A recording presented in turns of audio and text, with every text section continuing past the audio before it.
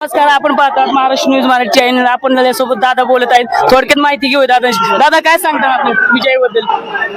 विजयाबद्दल आता मी प्रतिक्रिया तर तुम्हाला त्या निमित्ताने दिली. मी खऱ्या अर्थानं राज्याचे मदत पुनर्वसन मंत्री आणि आमचे नेते माननीय मकरंदाबांचं प्लॅनिंग, खरं तर तरुणांनी सर्व ही निवडणूक हातात घेतली. यांनी रात्रीचा दिवस केला आणि सगळे जे ते म्हणत होते की विंगला आम्ही 400 प्लस राहू, परंतु ह्या मंडळींच्या कष्टामुळं काही का होईना विंगकरांनी मला 3 मतं जास्त दिलेत.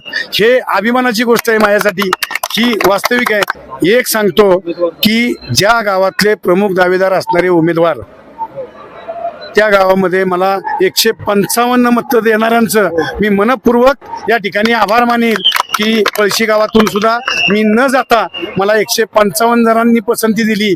म्हणजे त्यांनी खऱ्या अर्थानं आपला आत्मपरीक्षा करण्याची गरज आहे की विरोधकातला उमेदवार आपल्या गावात आला सुद्धा नाही तरी आपल्या गावातली 155 मतं जातात. हा जनतेचा विजय आहे. आणि खऱ्या अर्थानं जे काय 5-7 वर्षात 9 वर्षात आबांच्या ताकदीनं सर्व नेतेगणांच्या प्रामुख्याने मला प्रामाणिकपणे जी विकास कामं करता आली, त्या विकासाचं सगळे श्रेय ही जनतेला जातं आणि त्यातूनच हा